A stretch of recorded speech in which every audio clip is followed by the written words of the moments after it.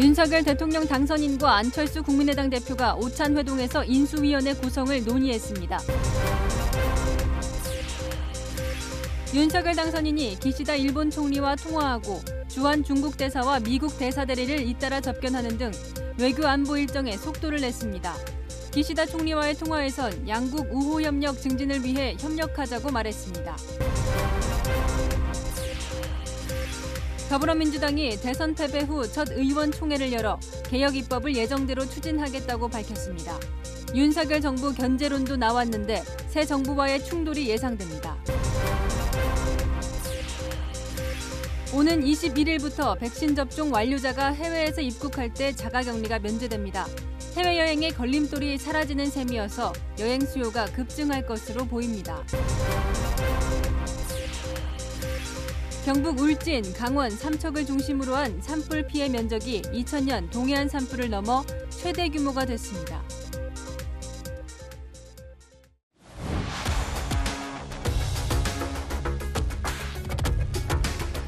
뉴스 시작합니다. 저는 동정민입니다. 윤석열 대통령 당선인 안철수 국민의당 대표와 공동 인수위 구성 논의에 착수했습니다.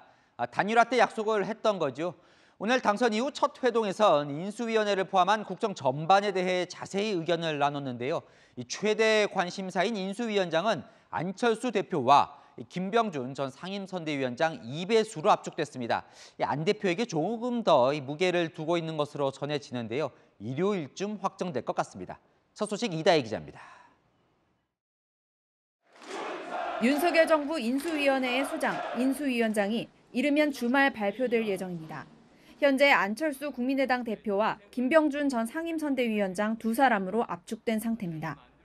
윤 당선인은 안 대표의 의견을 반영해 최종 결정을 내릴 것으로 알려졌습니다. 앞서 윤 당선인은 안 대표와 국민의힘 당사에서 도시락 오찬회동을 가졌습니다. 당초 여의도 중식당에서 만나려 했지만 이준석 국민의힘 대표의 확진 소식을 전해 듣고 각자 자가검사에서 음성을 확인한 뒤 장소를 바꿔 만났습니다. 윤 당선인과 안 대표는 인수위원장을 포함해 인수위 운영 전반에 대해 의견을 나눈 것으로 전해졌습니다. 제가 아직 거기에 대해서는 이야기를 나눠보지 않았기 때문에 뭐라고 말씀드리기는 힘듭니다. 근데 두 분이 인사 문제는 말씀을 안 하셨대요.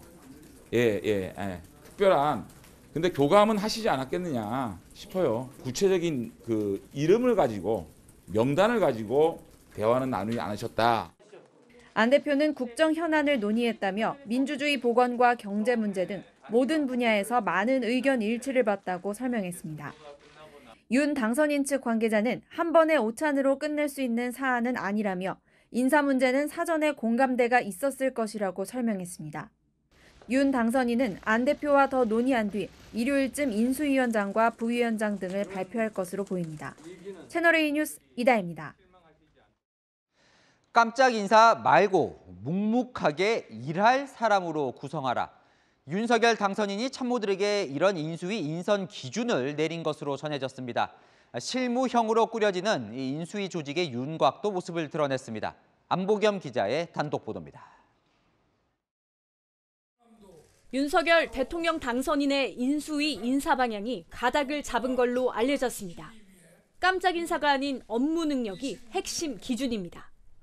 윤 당선인은 핵심 측근에게 깜짝 인사는 필요 없다면서 화제성이나 유명세보다 묵묵하게 일할 사람을 발탁하라고 지시한 걸로 알려졌습니다.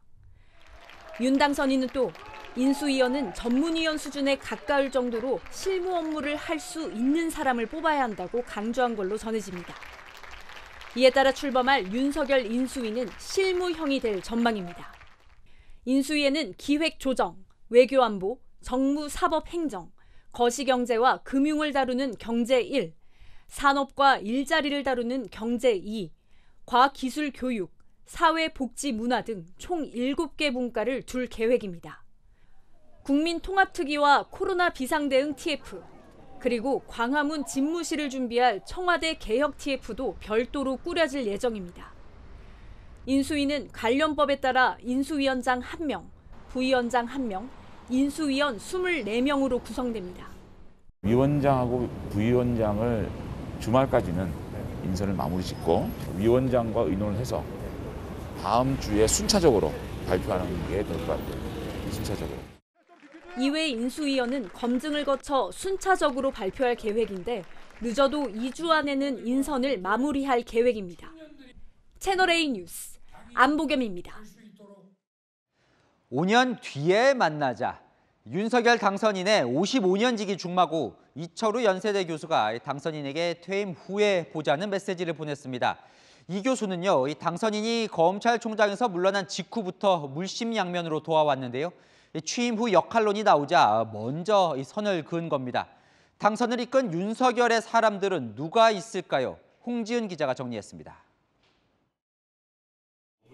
윤석열 대통령 당선인의 55년지기 중마고 이철우 연세대 법학전문대학원 교수가 차기 정부에서의 역할론에 먼저 선을 그었습니다. 이 교수는 어제 당선인에게 보낸 축하 메시지에서 2027년 5월 퇴임 후 다시 만나자며 이게 마지막 연락이 될 것이라고 말했습니다. 그러면서 임기를 마치는 그 다음 달이 나의 어머니 90세 생신이니 그때 와달라고 한 것으로 전해졌습니다. 윤 당선인의 초등학교, 대학교 동창인 이 교수는 지난해 6월 윤 당선인이 정치에 입문할 때부터 물심양면으로 도움을 줬습니다. 제가 윤석열 후보를 돕고 있습니다만은 저는 이것이 물론 양당 후보의 대결 구도이긴 합니다만은 그래서 정상과 비정상의 또 대결이라고 생각을 합니다. 이런 배경 때문에 차기 정부에서 이 교수가 역할을 할 거라는 전망이 나오자 먼저 선을 그은 겁니다. 이 교수는 채널A와 통화에서 자신의 역할론이 언급되는 것에 대해 말도 안 되는 소리라고 일축했습니다. 이 교수는 일찌감치 거리두기에 나섰지만 물밑에서 윤 당선인을 도운 참모진들은 인수위부터 활약할 거라는 관측이 나옵니다. 김성한 전 외교통상부 2차관은 외교 멘토로 불리며 정치 입문 전부터 외교안보 분야를 조언했습니다. 경제정책을 총괄한 김소영 서울대 교수, 국토교통 분야를 맡았던 김경환 서강대 교수, 비서실 정무실장을 맡았던 강석훈 성신여대 교수도 실무형 인수위를 강조한 당선인 기조에 맞춰 인수위에 합류할 가능성이 제기됩니다. 윤 당선인은 다음 주까지 인수위 구성을 마치고 5년 국정 운영에 큰 밑그림을 짜겠다는 방침입니다. 채널A 뉴스 홍지은입니다. 10년 만에 꾸려지는 인수위원회와 이 당선인이 머물 집무실 위치가 정해졌습니다. 이명박 박근혜 인수위와 달리 이 당선인 집무실 건물에 인수위원회도 함께 두기로 했는데요. 인수위 인사들과 수시로 소통하겠다는 이 당선인의 의지가 반영됐습니다. 이현수 기자입니다. 새 정부 5년의 밑그림을 그리게 될 윤석열 대통령 당선인의 인수위원회가 서울 통이동에 위치한 금융감독원 연수원에 마련됩니다. 인수위원들은 통이동 금감원 연수원에서 아마 근무를 하게 될 것으로 생각되고요. 그리고 삼청동 금융연수원은 기자실이라든지 지원 분야를 보강하는 그런 측면으로 당선인 집무실과 인수위 7개 분과 중 대다수 분과가 금융감독원 연수원에 위치합니다. 일부 분과와 프레스룸 등은 차량으로 5분 정도 거리에 있는 삼청동 금융연수원에 마련될 예정입니다. 이명박 박근혜 전 대통령의 인수위 당시 통이동 금융감독원 연수원엔 당선인 집무실만 두고 인수위 조직은 삼청동 금융연수원에 배치됐던 것과 다른 형태입니다. 윤 당선인 측은 인수위 조직을 슬림화하고 당선인 집무실과 인수위가 최대한 가까운 거리에서 소통할 수 있길 원한 것으로 알려졌습니다. 그래서 한 건물에 집무실과 인수위를 모두 둘 수 있는 서울 도심의 민간 건물까지 검토했던 것으로 전해집니다. 금융감독원 연수원은 탄핵 사태로 인수위 없이 바로 임기를 시작한 문재인 대통령의 국정기획자문위원회가 사용한 공간이기도 합니다. 윤 당선인 측은 오늘 전해철 행정안전부 장관과 면담을 갖고 인수위원회 절차를 논의했고 다음 주 입주한다는 계획입니다. 채널A 뉴스 이현수입니다. 윤석열 당선인은 5월 10일 취임식 날부터 이 청와대가 아닌 서울 광화문 정부청사로 출근하겠다는 뜻을 밝히고 있죠. 이 보시는 것처럼 도심 한가운데에 있다 보니까 이 경호 문제를 해결하기 위해 여러 방안을 검토 중인데요. 이 지하 벙커는 계속 청와대에 둘 것으로 보입니다. 이민중 기자입니다. 윤석열 당선인이 대선 공약대로 서울 광화문 정부 서울청사 내 국무총리실 공간을 대통령 직무실로 활용하는 방안을 검토 중입니다. 제가 대통령이 되면 기존의 청와대는 사라질 것입니다. 새로운 대통령실은 광화문 정부 서울청사에 구축될 것입니다. 기존의 청와대 부지는 국민께 돌려드릴 것입니다. 윤 당선인 측은 대통령실이 들어갈 청사 건물에 대통령 직속위원회까지 다 입주시키고 다른 부처를 옆 건물로 옮기는 방안 등을 검토하고 있다고 전했습니다. 정부 서울청사에서 몇 개 층을 쓸지는 대통령실 규모가 확정돼야 윤곽이 잡힐 전망입니다. 경호처가 차지하는 공간이 많은 탓에 현재 수준의 청와대 규모를 유지할 경우 정부 서울청사 건물 전체를 다 써야 할지도 모른다는 겁니다. 윤 당선인 측은 제2부속실 폐지 등으로 인원을 30% 줄여 이전을 최소화할 계획이지만 경호 문제가 관건입니다. 집무실 이외에 경호를 위한 추가적인 부지가 필요하지만 현재 정부 서울청사 주변에서 찾기가 쉽지 않습니다. 경호 비용도 역시 고민거리입니다. 대통령 직무실로 꾸미기 위해서는 건물 전체의 전자기파 공격 대응, 방탄 유리 교체 등 보안과 안전을 위한 추가 공사를 해야 하기 때문입니다. 특히 정부 서울청사 주변 일부 민간 건물들도 방탄 처리를 해야 하는 탓에 많은 비용이 들 것이라는 관측이 나옵니다. 문재인 대통령 역시 직무실을 광화문으로 옮기려 했지만 경호 문제로 포기한 바 있습니다. 대통령 직무실을 정부 서울청사로 옮기더라도 청와대의 지하벙커로 불리는 위기관리센터나 헬기장의 경우 안보상의 이유로 청와대에 그대로 둘 것으로 보입니다. 채널A 뉴스 이민준입니다. 윤석열 당선인은 어제 당선 5시간 만에 미국 바이든 대통령과 통화했죠. 오늘은 기시다 일본 총리와 통화했습니다. 중국 대사와도 접견하는 등 본격적인 4강 외교를 준비하기 시작했습니다. 성혜란 기자입니다. 윤석열 당선인은 오늘 오전 10시 반부터 15분 동안 기시다 일본 총리와의 통화에서 한일 관계 개선의 뜻을 드러냈습니다. 윤 당선인은 통화에서 한일 양국이 우호 협력 증진을 위해 함께 협력하자며 한미일 3국이 한반도 사안 관련 공조를 더욱 강화해 나가기를 기대한다고 밝혔습니다. 징용소송과 위안부 문제 등 과거사 문제가 얽혀 있지만 북한 미사일 등 대북 문제 공조를 통해 협력 의사를 내비친 것으로 풀이됩니다. 기시다 총리도 통화 후 협력의 뜻을 밝혔습니다. 윤次期大統領のリーダーシップに期待をするということ、そして日韓関係改善のために共に協力を。 일본 총리와의 통화 후 중국 대사, 미국 대사 대리와 접견도 이어졌습니다. 중국 측은 양국이 중요한 경제 협력 관계에 있다는 점을 강조했습니다. 3위이지만 사실 2위하고 비슷합니다. 예, 2위하고 비슷하고 내년 내후년은 2위 될 수도 있습니다. 신대간을 이렇게 뵙게 아주 늘 친근한 느낌이 듭니다. 우리나라 최대 교육국이 중국이고 중국의 3대 교육국이 우리나라죠. 미국 대사 대리와의 접견 자리에서는 굳건한 한미 동맹을 재확인했습니다. 한국의 유일한 동맹 국가가 미국입니다. 서로의 그 안보를 피로써 지키기로 약속한.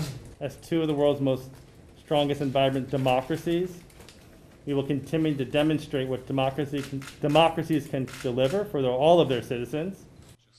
우크라이나 침공으로 비판을 받고 있는 러시아 푸틴 대통령은 양자 관계 발전에 기여할 것으로 기대된다며 당선 축하 메시지를 보냈습니다. 채널A 뉴스 성혜란입니다. 그런데 윤석열 당선인이 대통령에 취임하기도 전에 안보 시험대에 오르게 됐습니다. 북한의 ICBM 도발이 초읽기에 들어갔다는 분석이 나오는데 어떤 움직임 때문인지 권갑구 기자가 설명합니다. 대선을 앞두고 정찰 위성시험 발사라며 준중거리 미사일을 2차례 쏘아 올린 북한. 그러나 한미일이 분석한 결과 2년 전 열병식에서 처음 선보인 신형 ICBM 화성 17형의 시험 발사였습니다. 최대 사거리가 미국 본토 타격도 가능한 13,000km 이상이지만 고각 발사로 사거리가 대폭 줄어 준중거리 탄도미사일로 보였던 겁니다. 북한의 ICBM 시험 발사는 4년 3개월 만으로 모라토리엄 파기가 임박했다는 분위기입니다. 공교롭게도 대선 결과가 알려진 다음 날 북한은 김정은 국무위원장이 ICBM 발사가 가능한 동창리 서해 위성 발사장을 방문한 소식도 전했습니다. 위성 발사장 개건 현대화 목표를 제시하시고 그 실행을 위한 구체적인 방향과 방도를 밝혀주셨습니다. 올해 9번의 미사일 발사에 이어 풍계리 핵실험장 복구 움직임까지 포착되는 가운데 강경한 대북 기조를 보인 윤석열 당선인을 길들이고 한미동맹을 흔들기 위한 시도가 아니냐는 분석도 나옵니다.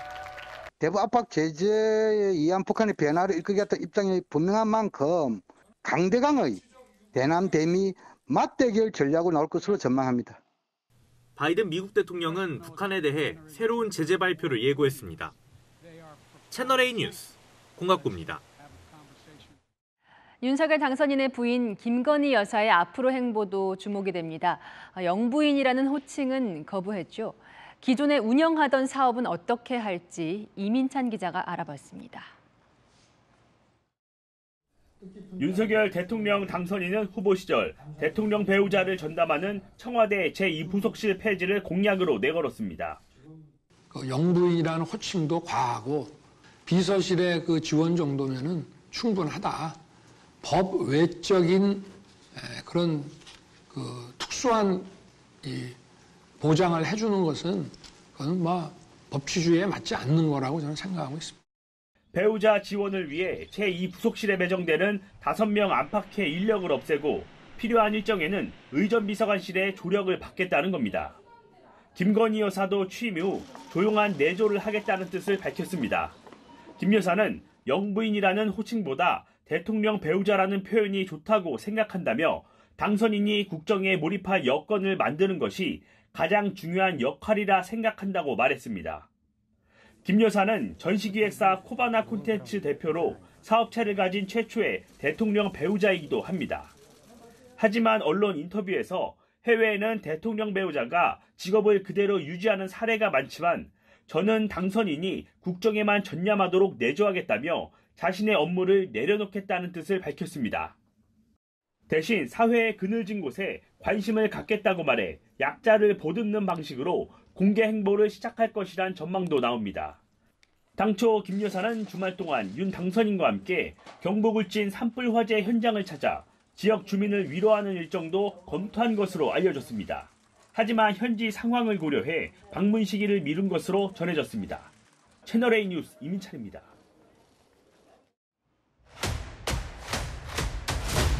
아는 기자 아자 시작합니다. 정치부 송찬욱 기자 나왔습니다. 자, 오늘 이제 안철수 대표와 당선인이 만났을 때 그때 인수위원장이 이제 안 대표로 확정되는 것 아니냐 뭐 이런 관측도 나왔는데 오늘 발표가 안 됐습니다. 둘 사이에 무슨 뭐 문제가 있는 건 아닌 건가요? 네, 뭐 윤석열 대통령 당선인과 안철수 국민의당 대표 간의 뭐 문제는 뭐 아닌 것으로 보입니다. 일단 지금 인사 절차에 있어서 당사자들의 의사를 뭐 듣는 절차다 이렇게 좀 볼 수 있을 것 같은데요. 네. 실무진들의 인수위원장 후보군에는 앞서 리포트에서도 언급됐듯이 안철수 대표와 김병준 전 상임 선대위원장 두 사람 이름만 올라가 있습니다. 법에 따르면 인수위원장은 한 명만 두게 되어 있거든요. 결국 두 사람 중에 한 명이 인수위원장이 되는 건데요. 현재로서는 안철수 대표의 인수위원장 발탁 가능성이 조금 더 높긴 합니다. 다만 향후 내각 인사, 그러니까 국무총리 등의 인선까지 고려했을 때 안 대표가 인수위원장을 맡지 않고 총리로 지명될 가능성도 있습니다. 이 경우 김병준 전 위원장이 인수위원장이 될 수도 있는 거죠. 그래서 이 부분에 대해서 지금 시청자 질문이 꽤 많은데 이런 질문이 들어왔습니다. 실제로 안철수 대표는 그럼 국무총리가 아닌 인수위원장이 되는 거냐? 네, 이 둘 사이에 무슨 관계가 또 있나 보군요. 네, 지금 인수위원장 인선을 놓고 고려하고 있는 대목이 바로 시청자 질문 내용과 좀 궤를 같이 한다고 보면 좋을 것 같습니다. 윤 당선인 이 김병준 전 위원장이 경선 때부터 도와줬기 때문에 뭐 챙겨주고 싶을 수 있을 겁니다. 네. 그런데 이 김병준 전 위원장을 인수위원장에 앉히고 대신 안철수 대표를 총리로 지명하는 방안도 그래서 고려되고 있는 겁니다. 네, 인수위 이제 윤곽이 드러나고 있는데요. 윤석열 인수위 특징이 뭡니까? 일단 소통하는 실무형 인수위를 강조하고 있는데요. 구성을 보면 이명박 전 대통령 시절의 인수위를 조금 떠오르게 하는 측면이 있습니다. 윤석열 인수위와 이명박 인수위는 똑같이 7개 분과로 구성이 돼 있습니다. 과학기술과 복지에 조금 더 중점을 둔 정도의 차이가 있는데요. 이걸 또 박근혜 인수위와 비교를 해보면 보시다시피 뭐 여성 분과를 윤석열 인수위는 따로 두지 않으면서 또 분명한 차이를 보이고 있습니다. 출범 속도 역시도 서두르겠다는 생각인데요. 윤 당선인 측 관계자는 이르면 다음 주쯤 출범하게 될 것이라고 설명했습니다. 당선 뒤 노무현 전 대통령은 11일 만에, 이명박 전 대통령은 7일 만에, 박근혜 전 대통령은 18일 만에 각각 인수위를 출범했습니다. 네, 당선인 기간 동안 청와대 역할을 할 수 있다고 볼 수 있는 네네. 이 비서실 인사도 오늘 좀 공개가 됐습니다. 그렇습니다. 지금 장제원 비서실장은 이미 공개가 돼 있고, 그리고 당 전략기획부총장을 지낸 이철규 의원이 총괄 보좌역으로, 대장동 의혹 공격수 역할을 한 박수영 의원이 특별 보좌역으로 임명이 됐습니다. 또 정무일팀장은 정의용 의원, 정무 2팀장은 이상휘 전 선대본부 기획실장, 수행팀장은 기존 이용 의원이 맡습니다. 이 가운데 국회의원이 아닌 이상휘 전 기획실장은 이명박 정부 초기 정부 조직을 구성할 때 인사 관련 업무를 했던 인물인데요. 안철수 대표가 과거 후보 단일화 결렬을 선언한 뒤에도 안 대표 측과 물밑 접촉을 이어가면서 단일화 불씨를 살리기도 하는 등 윤 당선인 신임이 두터운 걸로 알려졌습니다. 또 인수위 부위원장으로 거론되던 권영세 전 선거대책본부장은 원내대표 경선 출마에 무게를 두고 있고요. 그래서 부위원장으로는 원희룡 전 선대본부 정책본부장과 강석훈 전 정무실장이 거론되고 있습니다. 네, 인수 얘기를 조금 더 해보면요. 예, 예. 인수위원회와 이제 당선인 집무실 위치가 정해졌는데 이 과거와 좀 다른 특징이 있다는 거죠. 네, 제가 앞서 소통하는 인수위 이렇게 말씀을 드렸잖아요. 네. 지금 지도를 좀 보면요. 윤석열 당선인은 통이동 금감원 연수원의 당선인 집무실뿐 아니라 인수위까지 둘 계획입니다. 통산적으로는 금감원 연수원의 집무실, 삼청동 금융연수원의 인수위를 도왔는데 당선인과 인수위가 같은 공간에서 긴밀하게 소통하겠다는 뜻을 담은 겁니다. 삼청동 금융연수원에는 기자실과 기타 지원 업무를 하는 인력이 상주하게 될 전망입니다. 그러니까 윤 당선인이 청와대에 들어가지 않겠다는 그 의지와 이제 일맥상통한 것 같은데 그런데 이 정부 청사 안으로 들어가는데 이 경호 문제가 얼마나 걸림돌이 되는 겁니까? 지금? 네, 앞서 리포트에서 봤듯이요. 정부 서울청사의 전자기파 공격 대응 등 이 보안을 좀 강화해야 되는 문제가 있고 또 한 가지가 이 기존의 대통령은 이 청와대 경내에서 이 출퇴근을 했는데 이제는 이 출퇴근 동선이 노출이 되는 거잖아요. 그렇죠. 네. 만약에 삼청동 총리공관을 대통령 관저로 쓰게 된다면 정부 서울청사까지 약 2km를 이동하는 동선이 노출이 됩니다. 대통령이 이동할 때는 교통 통제도 이뤄지기 때문에 시민들의 불편도 있을 수 있고요. 그러나 제가 좀 윤 당선인 측에 물어봤더니 이미 검토를 다 했던 사안이라고 하면서 인수위안에 구성될 청와대 개혁 TF에서 구체적인 안을 확정할 계획이다 이렇게 얘기를 했습니다. 네, 광화문 시대를 열겠다는 거와 또 당선인의 공약 중에 여성가족부 폐지가 화제가 됐잖아요. 그렇죠. 이걸 두고 지금 갑론을박이 벌어지던데요. 맞습니다. 국민의힘 안에서요. 이 여가부를 폐지할 게 아니고 오히려 부총리급으로 격상을 해야 된다 이런 얘기가 나왔습니다. 한번 들어보죠. 지금 인구 절벽이기 때문에 이제 이거는 대통령 프로젝트로 어디 컨트롤 타워가 있어야 되기 때문에 이 기능을 부총리급으로 격상해서 제대로 역할을 하게 해야 된다. 네, 이게 이준석 대표는요. 당내 구성원들이 이준석을 까든 말든 관계없지만 당선인의 공약을 직접 비판하진 말라 이렇게 지적을 했습니다. 이 여가부 폐지 공약으로 20대 여성 표심을 얻지 못했다는 지적이 나오자 이 대표가 발끈하고 나선 겁니다. 당선인의 생각이 중요하겠죠. 지금은 어떤 생각을 갖고 있습니까? 네, 윤 당선인이 직접 언급한 건 아닌데요. 이 윤 당선인의 측근이죠. 권성동 의원이 여가부 폐지 관련 입장을 밝혔습니다. 그 내용을 보면요.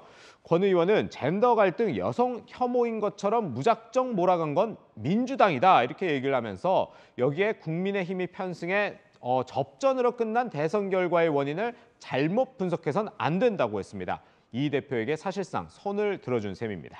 그런데 이 대표가 코로나 확진이라면서요. 예. 네, 어제 이제 이 대표와 당선인이 오찬을 했다고 저희가 전해드렸는데 당선인은 괜찮은 겁니까? 네, 일단 이준석 대표 지금 PCR 검사 지금 대기하고 있는데 윤석열 당선인은 오늘 자가진단 키트 검사 결과 음성이 나왔다고 합니다. 네. 그래서 안 대표야 오찬 일정 등이 다소 늦춰지긴 했지만 이후 일정은 지금 정상적으로 진행을 하고 있습니다. 네, 잘 들었습니다. 정치부 송찬욱 기자였습니다. 네, 민주당 대선 후보였던 이재명 전 경기지사는 대선 패배 이후 연일 지지자들에게 감사와 위로의 메시지를 전하고 있는데요. 그의 향후 행보도 관심이죠. 이 당내에선 대선 패배 후 잠시 쉬었다가 당 대표를 거쳐 당선된 문재인 대통령 모델이 거론됩니다. 전혜정 기자입니다. 이재명 전 경기지사는 어제에 이어 오늘도 대선 패배는 자신의 책임이라며 사과했습니다. SNS와 친문 성향 인터넷 커뮤니티 등에 이재명이 진 것이지 시민의 꿈이 진 게 아니라며 더 나은 변화를 위한 길을 함께 걸어달라며 지지자들에게 감사와 격려의 뜻을 전했습니다. 올해 만 58세인 이 전 지사가 재충전의 시간을 가진 뒤 재기에 나설 것이라는 전망이 나옵니다. 저는 정치 끝내기에는 아직 너무 젊어요. 저는 그게 재밌더라고요. 이 복잡하게 얽힌 문제를 해결하는 게. 민주당의 한 관계자는 민주당을 이재명식 개혁정당으로 만들어야 한다며 이 전 지사가 다음 총선 등을 통해 국회의원이 된 후 당권을 잡고 2027년 대선에 재도전하는 과정을 밟게 될 것이라고 말했습니다. 문재인 대통령이 지난 2012년 대선 패배 후 걸었던 길을 그대로 따라가겠다는 취지입니다. 당시 국회의원이었던 문 대통령은 3년 뒤 전당대회를 통해 당대표가 됐고 이후 다시 대권에 도전했습니다. 다만 대장동 개발 특혜 의혹과 부인 김혜경 씨 법인카드 유용 의혹 등 각종 수사가 변수입니다. 시스템에 의해서 이제 가야 될 문제 아니겠습니까? 일각에선 비대위원장이나 당대표로 추대해야 한다는 말이 벌써부터 나오기 시작했습니다. 오는 8월 예정된 당대표 선거를 겨냥한 친이재명계와 친문의 주도권 경쟁이 시작됐다는 분석입니다. 채널A 뉴스 전혜정입니다. 오늘 민주당은 대선 패배 후 첫 번째 의원총회를 열었습니다. 이 당 지도부가 사퇴하고 비대위 체제로 수습에 나서곤 있는데요.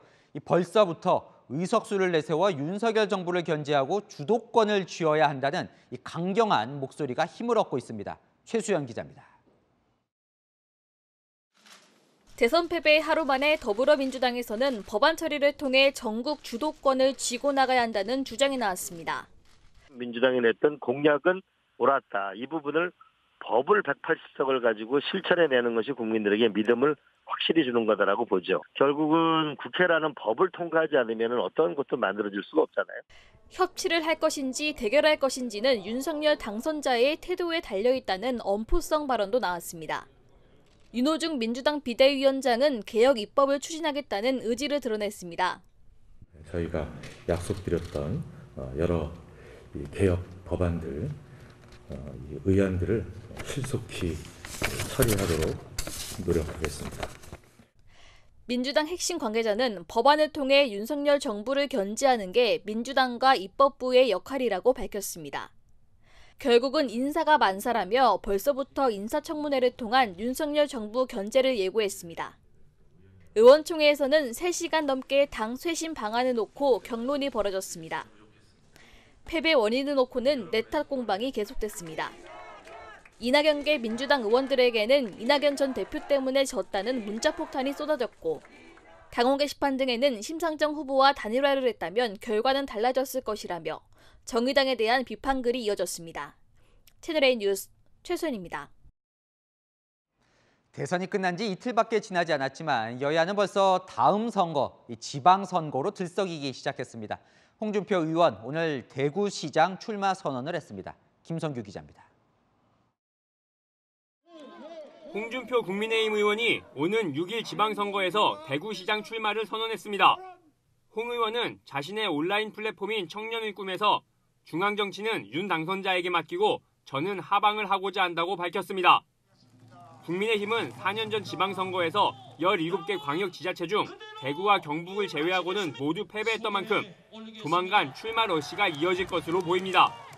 지난해 보궐선거에 출마한 오세훈 서울시장과 박형준 부산시장은 다시 한번 출마할 것으로 예상되고 나경원, 이해훈 전 의원의 출마 가능성도 거론됩니다.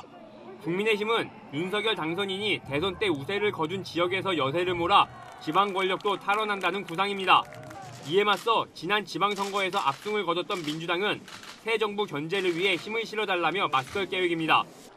현직 지자체장들은 대부분 출마를 할 것으로 예상되는 가운데 보궐선거에서 빼앗긴 서울시장과 이재명 전 지사의 대선 출마로 공석이 된 경기지사 후보군에 관심이 쏠립니다. 서울시장 후보군으로는 지난 보궐선거에 나섰던 박영선 전 중소벤처기업부 장관을 비롯해 우상호 의원, 추미애 전 법무부 장관 등이, 경기지사에는 안민석 의원, 염태영 전 수원시장 등이 거론됩니다. 민주당으로서는 당의 혁신 그리고 지방선거에서의 공천혁명과 같은 이런 조치가 있어야만이 국민의 명령을 따르는 거다. 그래야만이 지방선거에서 우리가 다시 재기할 수 있을 거다. 여야는 오는 5월 12일 후보자 등록 전까지 당내 경선 등 후보자 선출을 마무리할 계획입니다. 채널A 뉴스 김성규입니다.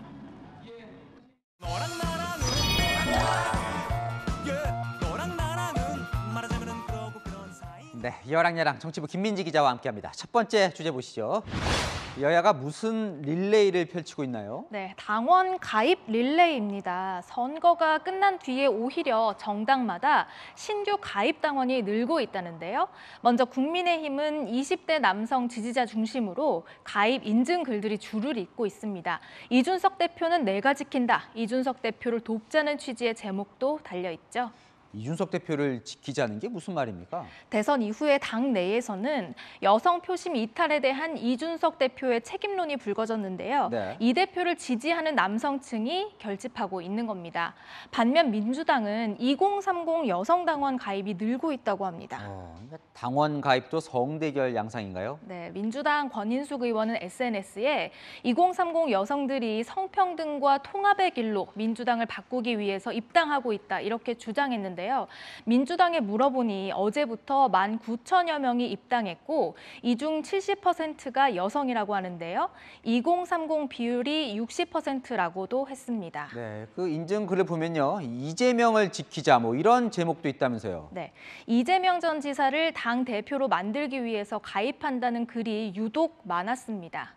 당대표 투표권을 갖기 위해서는 6개월 당비 납부를 해야 된다면서 미리 가입하라고 독려하는 글도 있었습니다. 이번 대선에서 2%대 득표에 그친 정의당 사실 충격이 큰데 후원금은 그 이후에 늘고 있다면서요? 네, 장혜영 의원이 밝혔는데요. 선거 이후 후원과 함께 정의당 입당 신청이 쇄도하고 있다면서 이건 정의당과 심상정의 존재 이유에 대한 시민들의 응답이다. 이렇게 해석했습니다. 네, 다음 주제 보겠습니다. 자, 퍼스트 패치. 이 대통령과 함께 청와대로 입성하는 반려동물들 이야기 같네요. 네, 맞습니다. 윤석열 당선인은 아시다시피 강아지 4마리, 고양이 3마리와 함께 살고 있죠. 그래서 모두 7마리의 퍼스트 패치 탄생하게 됐습니다.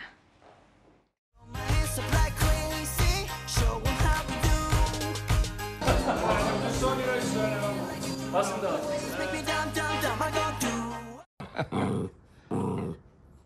우리 써니가 그랬죠. 우리 강아지들 아니었으면은 지난 한 10년 가까운 세월을 내가 얘들 아니면 어떻게 내가 이렇게 잘 버텨왔겠나 싶어요. 네, 그 7마리 중 5마리가 유기동물이라고요? 네, 맞습니다. 이 중 고양이 나비의 입양 사연이 선거 기간에 재조명됐는데요. 5년 전에 길고양이 쉼터 운영자가 아기 고양이를 도와달라고 올린 글을 보고 윤 당선인 부부가 입양했다고 하죠. 입양 후기가 지난해에 쉼터 운영자를 통해서 공개가 됐는데요. 네, 뭐 얼굴을 가렸지만 뭐 누가 봐도 윤 당선인이네요. 네. 쉼터 운영자가 건강한 나비의 모습을 소개하면서 유독 아빠를 잘 따른다 이렇게 적기도 했습니다. 유명한 토리도 이 유기견 보호소를 통해 입양을 했다고 하죠? 네, 한때 논란이 됐던 이 개사과 사진 속의 주인공이기도 한데요. 그러네요. 현재 청와대에 있는 문재인 대통령의 반려견 토리와 이름이 같습니다. 문 대통령도 당선 후에 이 동물 보호 단체를 통해서 이제 토리를 입양했잖아요. 맞습니다. 토리 외에도요, 이 북한에서 온 풍산개를 돌보는 모습을 공개하기도 했었죠. 토리 아빠로 많은 관심을 받은 윤 당선인, 모든 국민에게 가족처럼 친근한 대통령이 되어주면 좋겠습니다. 네, 저 토리와 나비는 앞으로 5년 동안 자주 볼 것 같네요. 네, 여랑야랑이었습니다. 네, 앞으로 5년 내내 윤석열 당선인 친정인 이 검찰엔 더 많은 관심이 쏠릴 걸로 보이는데요. 당선이 확정된 날 친정부 성향으로 알려진 이규원 검사가 사표를 냈습니다. 현 정부에서 중용된 검찰들의 줄사표 신호탄이 될 수 있다는 관측도 나옵니다. 공태현 기자입니다. 춘천지검 소속 이규원 부부장 검사가 사직서를 제출한 건 어제였습니다. 윤석열 후보의 대통령 당선이 확정된 날 곧바로 검찰을 떠나겠다고 한 겁니다. 이 검사는 어제 SNS에 정든 검찰을 떠날 때가 온 것 같다며 봄이 오고 나라에도 새로운 여정이 시작되는 것 같다고 적었습니다. 이규영 검사는 사건 번호를 허위로 적어 김학의 전 법무부 차관을 불법 출국 금지시킨 혐의로 재판을 받고 있습니다.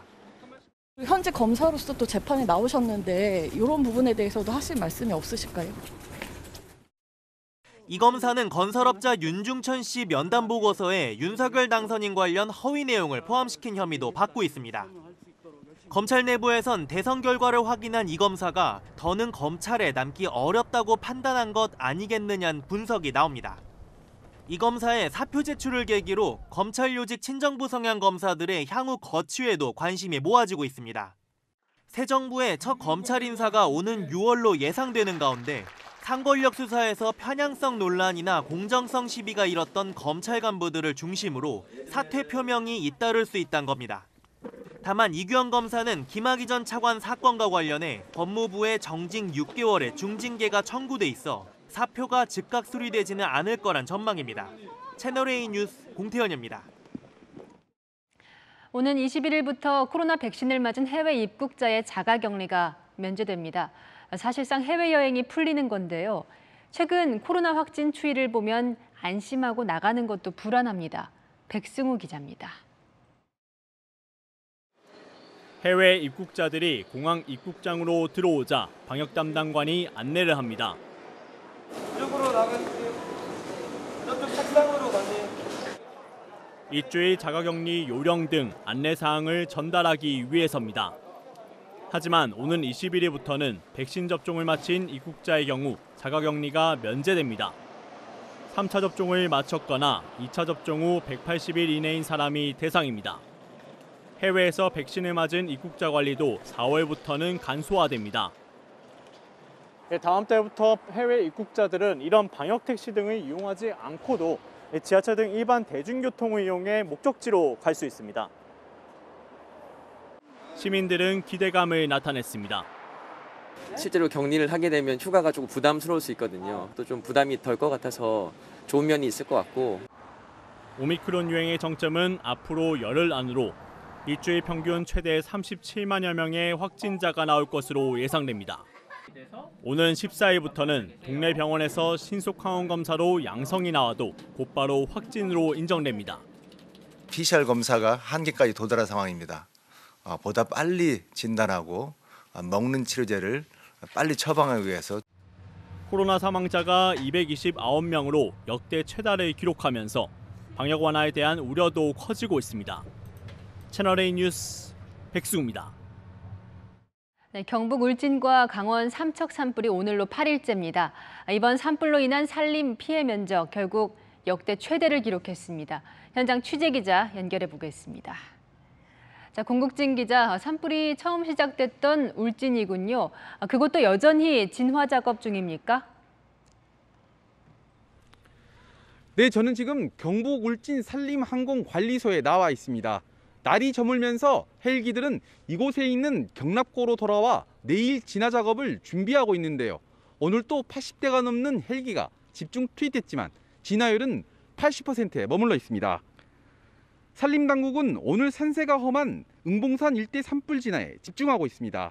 이 지역을 중심으로 6.7km 정도 불길이 남아있는 상태인데요. 산세가 워낙 험해 헬기로 큰 불길을 먼저 잡고 이후 진화 인력을 투입할 계획입니다. 금강선 군락지인 소강리에선 밤새 불이 되살아나면서 핵심 구역 1.4km 앞까지 번지는 아찔한 상황도 있었지만 현재 큰 불은 잡은 상태입니다. 산림당국은 이곳에 해병대와 특전사 대원들을 투입해 잔불 정리에 나선 데 이어 야간 진화 작업이 가능한 수리온 헬기도 배치했습니다. 피해도 눈덩이처럼 커지고 있습니다. 울진과 강릉 등 이번 동해안 산불 피해 면적은 서울 면적 40%인 2만 4천여 헥타르로 추산됐습니다. 지난 2000년 동해안 산불 피해 면적을 뛰어넘는 역대 최대 규모입니다. 서쪽에서 비구름을 머금은 저기압이 다가오면서 일요일엔 5에서 10mm가량 비 예보가 있는데요. 산림당국은 강수량이 많지 않지만 진화에 어느 정도 도움이 될 것으로 기대하고 있습니다. 지금까지 울진 산불 현장에서 전해드렸습니다. 네, 비 소식이 있다니 다행이네요. 다음은 우크라이나 속보입니다. 이제 수도 키이우 인구 절반이 대비를 마쳤습니다. 남은 시민들은 키이우를 거대한 요새로 만들었습니다. 그 모습을 염정원 기자가 보여드립니다. 수도 키이우 북동쪽 외곽에서 대기 중인 러시아 기갑부대를 향해 우크라이나군의 기습 공격이 시작됩니다. 군인들은 황급히 몸을 숨기고 진군하던 행렬은 퇴각합니다. 양측 교전이 이어지는 가운데 키이우 시민의 절반인 200만 명이 대피를 마쳤습니다. Мы находимся у себя дома, и мы будем защищать свои дома, свои семьи, свою страну и наше будущее. 키이우에 남은 시민들은 군복으로 갈아입고 총을 들었습니다. 군용 차량 진입을 막기 위해 타이어를 뚫을 수 있는 뾰족한 장애물을 직접 만들었고 모래주머니와 콘크리트 구조물로 요새를 구축했습니다. 민간인 대피가 끝난 뒤 러시아군의 무자비한 공세가 예상되기 때문입니다.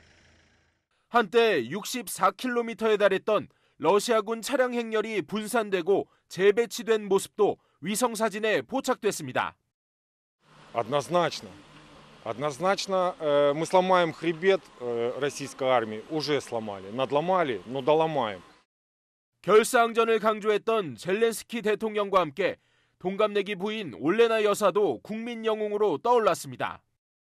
SNS를 통해 민간인 피해 참상을 사진과 함께 우크라이나어, 영어, 독일어로 고발하며 여론전을 지휘하고 있습니다. 팔로워는 계속 늘어 300만 명에 근접했습니다.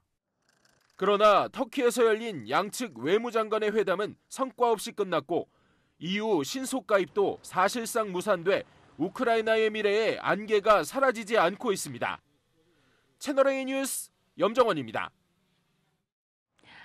수사관의 감이라는 것이 정말 있을까요? 쇼핑백을 들고 지나가는 남성이 수상해서 경찰관이 붙잡았는데 보이스피싱으로 가로챈 돈을 들고 가던 범인이었습니다. 김승희 기자가 보도합니다. 순찰차가 갑자기 방향을 틀더니 멈춰섭니다. 차에서 내린 경찰관이 빠른 걸음으로 젊은 남성 뒤를 쫓습니다. 아파트 단지로 들어간 남성을 멈춰 세워 얘기를 나누더니 팔을 붙잡고 순찰차로 데리고 갑니다. 이 20대 남성의 정체는 보이스피싱 조직원 이모 씨였습니다. 앞서 경찰은 보이스피싱 의심 신고를 받고 출동했습니다. 아내가 은행 대출을 도와준다는 전화를 받고 돈을 가져갔는데 수상하다는 남편의 신고였습니다. 피해 여성을 찾으려고 거리를 순찰하던 상황. 순찰차를 보고는 쇼핑백을 몸 뒤로 슬며시 감추는 남성을 발견하고 바로 검문을 했습니다. 범인의 얼굴도 옷차림도 몰랐지만 평소 조직원들이 피싱으로 가로챈 돈을 작은 손가방이나 쇼핑백에 넣어 다닌다는 사실을 떠올렸습니다.